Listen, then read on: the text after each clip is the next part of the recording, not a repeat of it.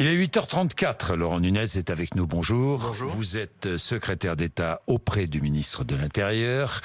Laurent Nunez, je voudrais simplement, parce que l'image a fait le tour de toutes les télévisions, la colère d'Emmanuel Macron en Israël, serré par les services de sécurité israéliens. Vous avez vu les images, j'imagine. C'est joué ou c'est une colère spontanée ? Parce que beaucoup ont dit il a voulu se mettre dans les pas de Jacques Chirac. Non, c'est pas joué. Spontané. Le président de la République a assisté à une altercation entre les services de sécurité français et israéliens.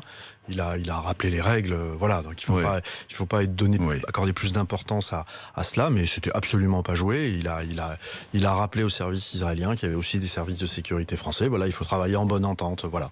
Bien, les services de sécurité français qui sont sur, j'imagine, le pied pas de guerre. Je veux oublier ce mot, j'aime pas parce qu'on emploie ce mot à tort et à travers, qui sont très concentrés autour d'Emmanuel Macron. Aujourd'hui, il y a des menaces sur la personne du président de la République. Il y a des menaces sur l'ensemble des personnalités. Vous le savez. En tout cas, il y a une protection qui est assez importante, qui a été renforcée ou pas ? Elle n'est pas renforcée. C'est une protection classique. Je n'ai pas à en donner les détails. Qui est assez efficace, qui permet d'entourer le président de la République au près, au plus loin, en fonction de ses activités. Mais comme toutes les personnalités du gouvernement, il est légitime et normal qu'il y ait cette protection. Je dis ça parce que l'ambiance, le climat pourrait entraîner une plus forte sécurité, plus forte mobilisation des services de sécurité. Oui, parce que vous voyez bien que le mouvement de contestation prend des formes qui se radicalisent. Il faut employer le mot, c'est de la radicalisation. On est passé de manifestations violentes, qui continuent d'ailleurs d'être violentes, je pense qu'on en parlera, à des actions coup de poing qui peuvent viser des parlementaires, qui peuvent viser des cérémonies de vœux qui sont très régulièrement perturbées dans le cadre d'actions coup de poing, qui peuvent d'ailleurs se faire également dans la violence. Et donc forcément, il est normal que l'attention des services en charge de la protection des personnalités soit plus soutenue. Et des ministres ont reçu des menaces de mort. Oui, certains ministres ont reçu des menaces de mort, encore récemment, oui. Récemment.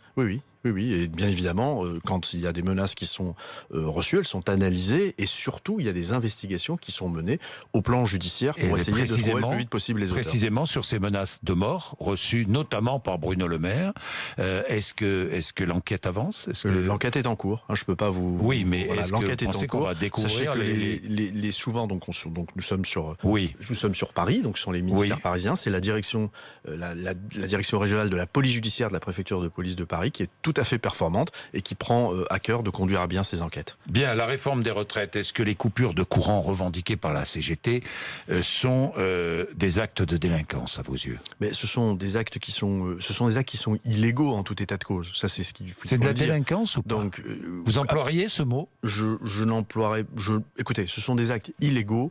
Regardez, vous avez des personnes qui ont été interpellées hier parce qu'il y a une mise en danger de la vie d'autrui. Quand vous coupez sciemment l'électricité, que vous pouvez toucher plusieurs dizaines de milliers de personnes sans savoir à quoi est utilisée l'électricité, qui peut être utilisée à des fins médicales, qui peut servir, et c'était le cas dans une affaire récente, à des dispositifs de sécurité, par exemple dans des établissements Céveso, des établissements industriels à risque. Vous avez des dispositifs de sécurité, par exemple de ventilation, qui marchent à l'électricité. Quand ils sont coupés, vous pouvez avoir la vie de salarié qui est mise en danger. Est-ce qu'il y a eu la mise en danger d'autrui ? Il y a eu des ouvertures d'enquête pour la mise en danger de la vie d'autrui. Oui, je vous le confirme. Donc c'est bien que nous sommes aussi dans une forme de délinquance. Est-ce que les auteurs seront conduits devant des tribunaux ? C'est évidemment, il y a des enquêtes qui sont en cours et des investigations qui sont en cours. Et les auteurs, quand il y a eu des mises en danger de la vie d'autrui, bien évidemment, sont susceptibles d'être poursuivis. À propos de la réforme des retraites, j'ai vu que la police technique et scientifique était en grève, elle aussi ? Parce qu'elle veut être traitée comme tout le reste de la police ? Oui. En expliquant qu'elle est elle aussi en danger ? Oui. Alors c'est exact, mais vous savez, le corps de la police technique et scientifique, c'est un corps en fait administratif. Donc ce n'est pas un corps de policiers, mais qui de plus en plus, on mobilise de plus en plus la police technique et scientifique.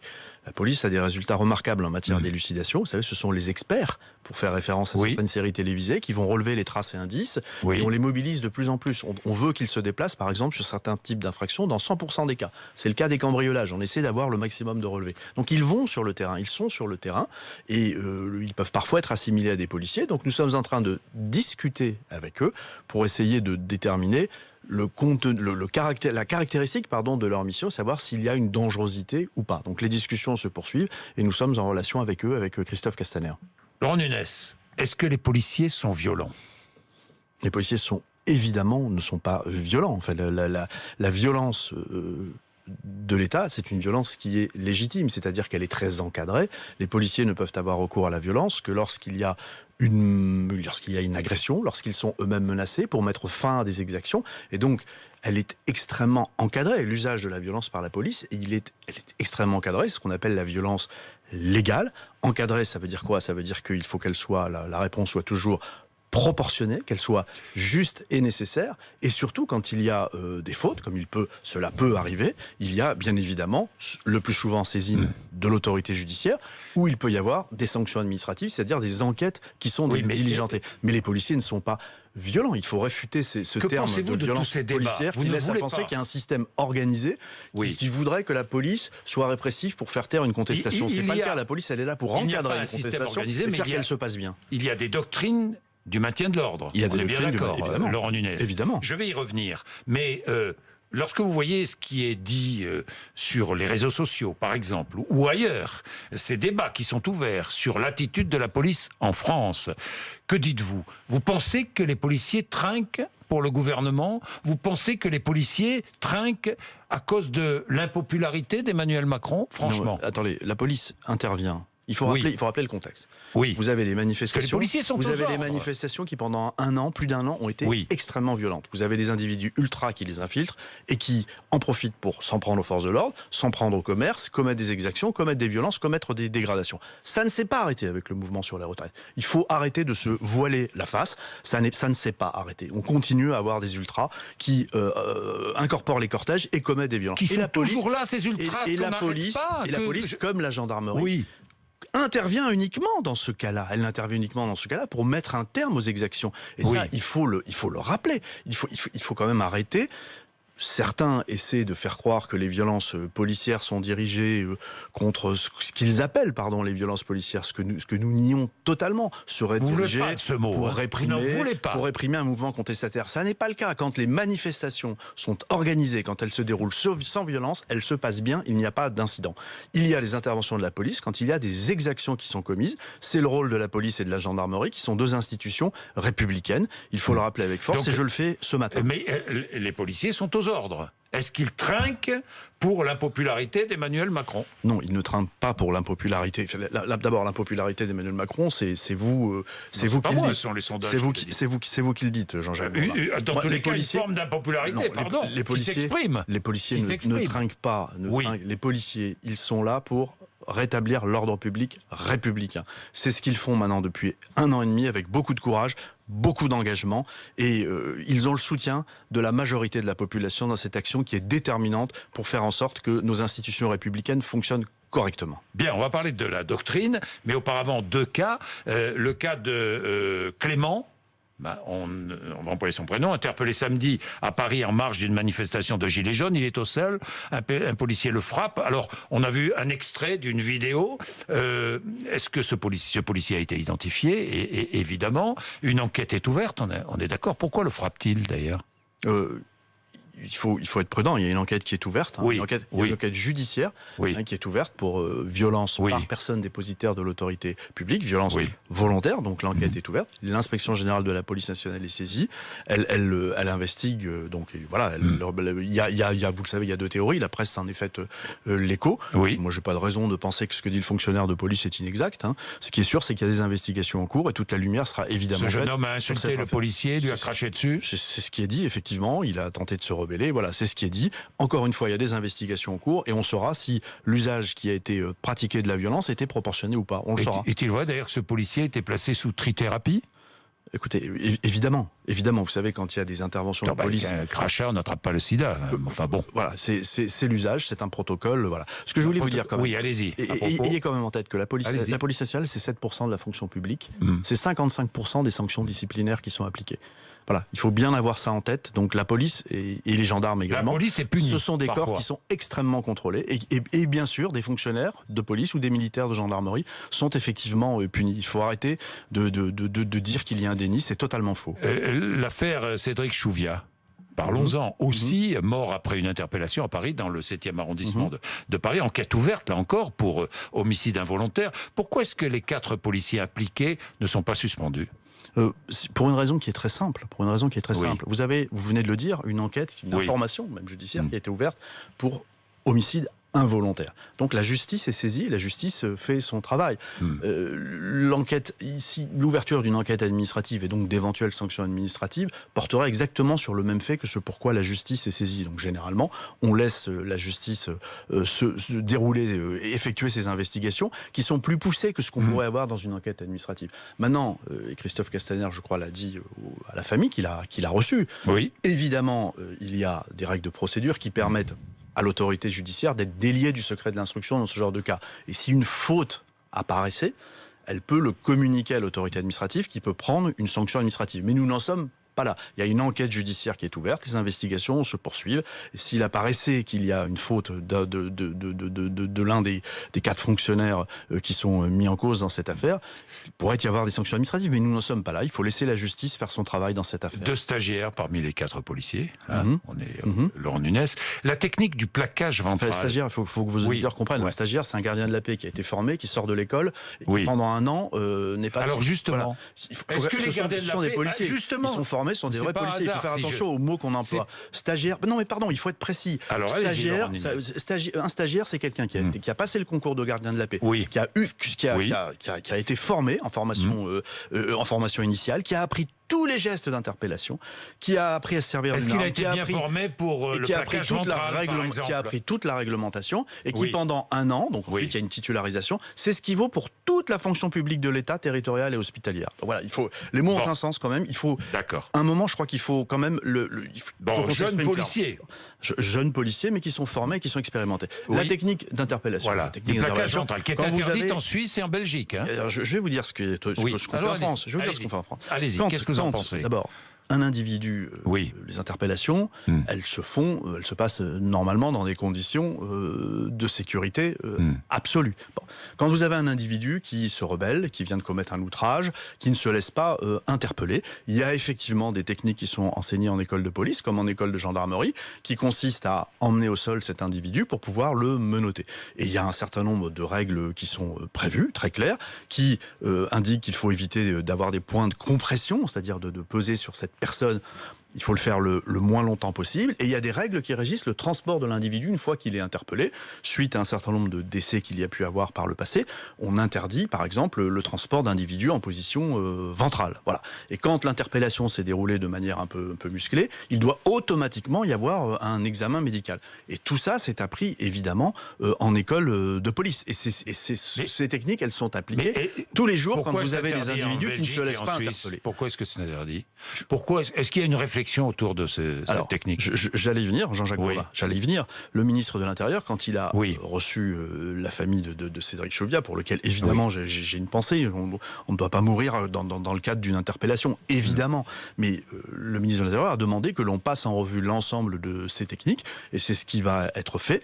Mais sachez que ces techniques, elles sont rendues indispensables et nécessaires. Ça pourrait être interdit ou pas? Écoutez, je ne vois pas comment on pourrait interpeller un individu récalcitrant, violent, sans le conduire au sol et le menotter. Moi, je ne vois pas comment les policiers feraient. Et il en va aussi du respect du bon ordre et de la sécurité dans notre pays. Des individus qui se rendent coupables d'outrage, qui se rendent coupables de faits délictueux, ils doivent être interpellés. Et l'interpellation, elle obéit à des règles précises. Quand l'individu est violent, il y a un certain nombre de gestes techniques qui sont très encadrés et qui doivent pouvoir être pratiqués. Encore une fois, il y va de la sécurité de nos concitoyens aussi. Le préfet de police de Paris, démission, demande Marine Le Pen. J'ai écouté Anne Hidalgo qui dit il faut changer de doctrine, il faut revenir à la doctrine Grimaud. Est-ce que vous avez pensé à une démission pour le préfet de police de Paris? Le préfet de police de Paris fait un excellent travail depuis qu'il a été nommé. Il applique la doctrine que nous avons souhaitée avec Christophe Castaner, qui est une doctrine qui ne tolère pas qu'il puisse y avoir des exactions, qu'il puisse y avoir des prises à partie des forces de l'ordre, qu'il puisse y avoir des dégradations ou des pillages de commerce. Parce que c'est de ça dont il s'agit. Et donc ce que fait le préfet de police, c'est d'appliquer cette doctrine, qui est une doctrine qui, je le rappelle, de grande mobilité, de grande réactivité, de déconcentration du commandement au plus près du terrain pour qu'on puisse intervenir tout de suite quand il y a des exactions, y mettre un terme, et interpeller et avoir des poursuites judiciaires. Mais Marine Le Pen dit le préfet est responsable de l'aggravation des tensions. Non, le préfet... ce sont les ordres. Enfin, le préfet est aux ordres. Marine Le Pen, je trouve, fait preuve de beaucoup de clémence vis-à-vis des personnes qui sont violentes lors des manifestations. C'est plutôt là que devrait se porter son regard. Parce que si la police intervient comme elle le fait, c'est parce qu'en face d'elle, il y a beaucoup de violence. Et les policiers et les gendarmes engagés sur Paris, sous l'autorité du préfet de police, sont là pour protéger les biens et les personnes. C'est leur mission essentielle et elle est indispensable. Indispensable, et la doctrine Grimaud, je me rappelle Anne Hidalgo, parce Madame Hidalgo évoque la doctrine Grimaud, elle fait 1968, référence, là encore soyons précis, elle fait référence à une lettre qu'avait fait le préfet Grimaud, qu'avait rédigé le préfet Grimaud à tous ses responsables de policiers, en leur disant on ne frappe pas un homme à terre, frapper un homme à terre c'est se frapper soi-même, en évoquant la police nationale. Croyez-vous que nous avons abandonné cette doctrine, ce principe fondateur qui est qu'effectivement on ne frappe pas un homme à terre, et quand c'est le cas, il y a des enquêtes qui sont ouvertes. Ce n'est pas une doctrine, c'était une lettre qui est tout à fait justifiée, qui a continué d'être appliquée. Par contre, la doctrine que nous appliquons, celle de la réactivité de l'interpellation, elle perdure, elle est actuellement en vigueur, elle perdurera, parce qu'il n'y a que comme ça qu'on peut mettre un terme aux exactions. Madame Hidalgo, vous savez, après le 1er décembre et le 8 décembre, et après certaines manifestations à Paris au mois de janvier, c'était la première à crier au loup et accuser les forces de l'ordre de n'avoir pas été assez efficaces. Donc voilà, nous, le préfet de police, le ministre de l'Intérieur et moi-même sont tout à fait consacrés à notre tâche qui est de maintenir l'ordre public dans le pays, et nous le faisons. Vous avez dirigé la DGSI, la Direction Générale de la Sécurité Intérieure. Laurent Nunez, la lutte contre le terrorisme. 16 agents des services de renseignement ont été écartés depuis 2014, c'est bien cela. Dans la police, dans la gendarmerie aussi, la radicalisation, vous avez des cas récents de radicalisation? On a des cas... Vous avez des chiffres? Les 16 personnes, ce sont dans les services de renseignement. Donc ce sont des personnes qui ont été écartées parce qu'elles étaient radicalisés, ou leur entourage. Vous savez, dans les services de renseignement, on essaie d'éviter qu'il y ait ce qu'on appelle des vulnérabilités, des points de fragilité. Donc voilà. Donc d'ailleurs, depuis l'attaque de la préfecture de police du 3 octobre, il n'y a pas eu de membres d'un service de renseignement détecté comme étant radicalisé. Dans la police, il y a des signalements. Il y a des signalements de radicalisation. Je n'ai pas le chiffre en tête, c'est quelques dizaines, mais qui ne sont jamais, au final, la plupart du temps, ils ne sont pas confirmé. Ça peut conduire parfois à des mesures provisoires de suspension, le temps que les investigations soient réalisées. En tout cas, ce qui est important, c'est d'avoir une formation à la détection des signaux faibles et de pouvoir avoir un système centralisé de suivi des individus radicalisés. Et c'est ce qu'a décidé d'ailleurs le Premier ministre pour les services de renseignement, où il y aura un suivi centralisé. On va renforcer l'habilitation, les conditions dans lesquelles est délivrée l'habilitation secret défense. Le Premier ministre a annoncé des mesures importantes cette semaine. Est-ce que le risque terroriste est toujours élevé? Et le risque terroriste est toujours très élevé.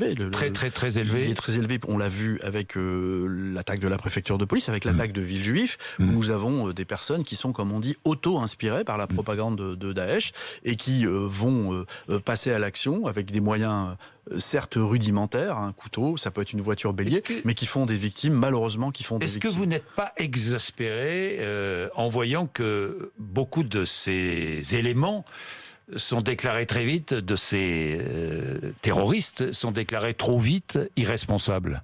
Est-ce qu'il n'y a pas un problème là autour de la responsabilité pénale en France? Non, enfin, il y a des règles très précises. Il y a des règles très précises qui s'appliquent. Il ne faudrait pas revoir la loi. C'est le discernement au moment où on commet son action, la motivation. Bon, il se trouve que dans l'affaire de Villejuif, il a été considéré que c'était un acte terroriste pour un certain nombre de raisons qu'a rappelé le procureur national antiterroriste. Mais voilà, la difficulté, c'est qu'il y a un droit pénal qui s'applique, qui s'est toujours appliqué, et qui est que il peut y avoir une irresponsabilité quand la personne n'avait pas trop de joint, on devient irresponsable. Oui, là vous faites référence à l'affaire de Sarah Halimi, pour lequel d'ailleurs, vous savez qu'il y a un pourvoi en cassation, donc la Cour d'appel a rendu une décision qui ne m'appartient pas de commenter, mais qui rappelle quand même que cet acte a néanmoins un caractère antisémite, je le rappelle. Oui. Des tentatives d'attentats terroristes, d'attentats terroristes déjoués ces derniers temps? Oui, bien évidemment. Vous savez, ce sont 60 attentats qui ont été déjoués depuis la fin de l'année 2013. Il y a 60 depuis la fin de l'année. Oui, 60 depuis la fin de l'année 2013. Et il y a une action récente qui a été menée à Brest, une interpellation de, je crois, ce sont 7 personnes qui ont été interpellées. Donc là, c'est sous l'autorité du procureur national antiterroriste. Il y a une information qui a été ouverte et on saura à l'issue de ces investigations si nous avons eu ou pas le 61e attentat déjoué. Merci Laurent Nunez, il est 8h53, vous êtes sur RMC et BFM TV. Merci.